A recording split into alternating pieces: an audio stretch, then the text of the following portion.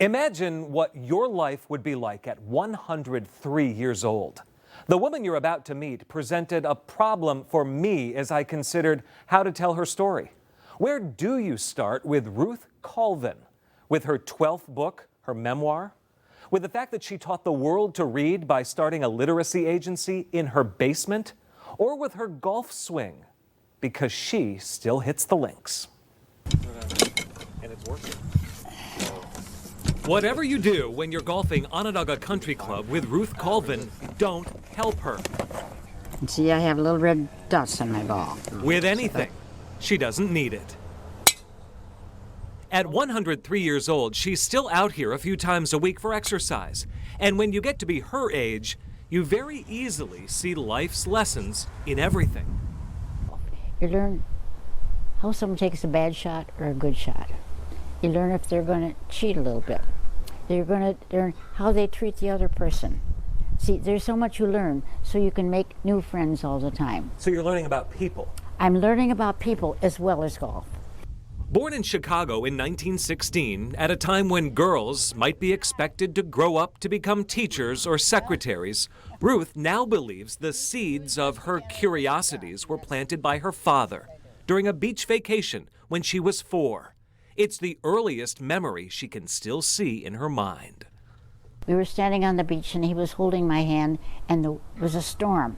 Waves were coming in huge. And he stood there and I remember him saying, "There's a whole world out there. There's a whole world out there that we know nothing about." Little did I know that I would be going around that world. In the book, you write about the 1960 census and news articles that had been written about all of the information that was gathered in that census.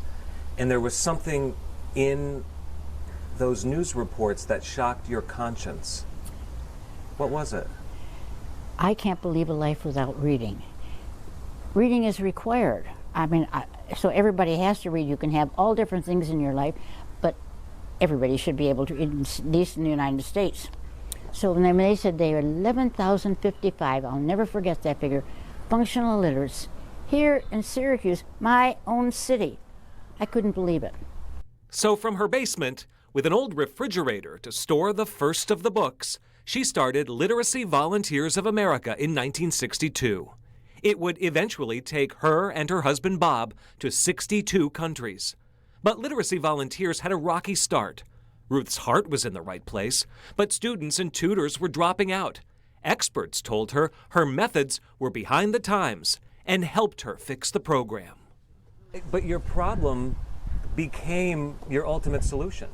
Your mistake, rather than being hard-headed and saying, "No, forget you, I have this idea, this is my thing, get out of my way," by being inclusive and by listening, this was born into success. You have to have an open mind. Open mind. See, some people don't. And at first, I did not have an open mind. I was sure this was right until there was a failure. Her memoir, My Travels Through Life, Love, and Literacy, is an examination of a long life that includes a few stops at the White House to be honored for her work. It's about feeling a calling and leaning into it, as she writes here. Life is a call into uncharted waters. Sometimes it takes a trip into darkness, often making one awaken and question the true purpose of life. Sometimes you have to step away from security into trust and faith, and into a belief in your passions. Ruth still serves on the board of directors of the worldwide agency she started, now known as Pro-Literacy. It's been 6 years without the love of her life. Bob died in 2014. Ruth's mother was a young widow in the Depression. "Mom, how did you do it?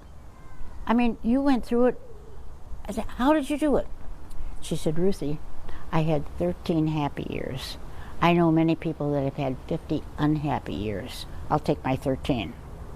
And I thought, she had 13 happy, and I had 73. I can't complain. I've got to count my blessings. I had them for 73 years. So I've chosen to be positive about it and to look at it. It's how you look at something. I know I'm a Pollyanna. When you get to 103, closing in on 104,